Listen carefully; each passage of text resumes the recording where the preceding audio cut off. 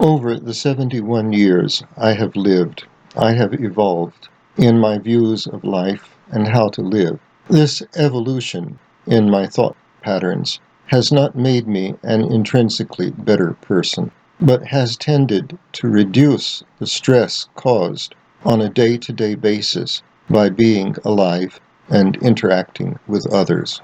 One of the earliest examples of the development of my ways of looking at life took place at church. The church I attended belonged to the Southern Presbyterian denomination and was obviously the church chosen by my mother. And though we drove the family car to church, it was within walking distance of our home. I have no memories of church as a small child until toward the end of my 5th year of age. However, my mother, who was outgoing and intelligent, took her Christianity very seriously and always went to church every Sunday. For a couple of years in the second half of the 1950s, she was in charge of her local church's church community welfare program. And in my child's eyes, it seemed to me that she did an almost miraculous job with a very limited budget, trying to take care of at least 100 people in the local, visibly impoverished Afro-American community surrounding us, and among those poor white families that came to her attention. It was only much later, with the knowledge that comes from being an adult and making my way in the world on my own, that I came to understand that our own situation as a family during my early childhood had only been marginally better in economic terms than the many families my mother had been helping through her church work. My father, on the other hand, was shy and introverted, a very quiet man. He would only occasionally make a comment, but when he did, it was almost always sharp and incisive. He never went to church. He found the crowds that gathered for the Sunday sermons to be overwhelming. Even with his children, and especially with his sons, he was quiet, almost always silent, and I now think possibly suffered most of his life from a form of low-grade depression that made him want to avoid people unless there was no other choice. He communicated in terms of orders and demands, never unreasonable, but never offering an explanation. He was never able to satisfy my hunger for explanations, even clearly wrong explanations.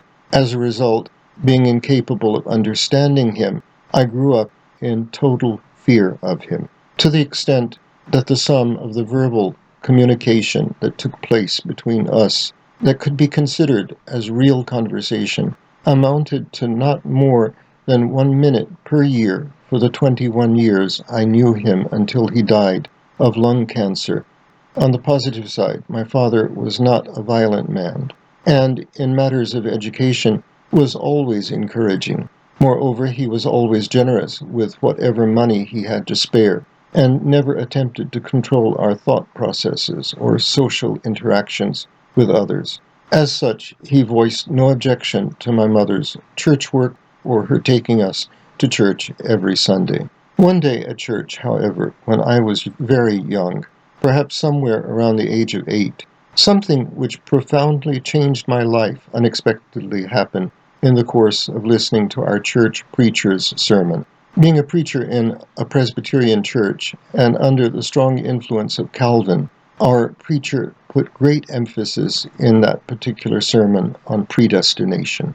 As I listened, I started thinking, yes, if the preacher who was a truly nice man thought so, and if my mother, who was a truly nice woman, approved, then it really had to be so. However, me being me, I started a chain of thought processes which took the preacher's words and considered what they might mean to me as a person, because if it was something that had to be so, then it had to be something applicable both to me and my future.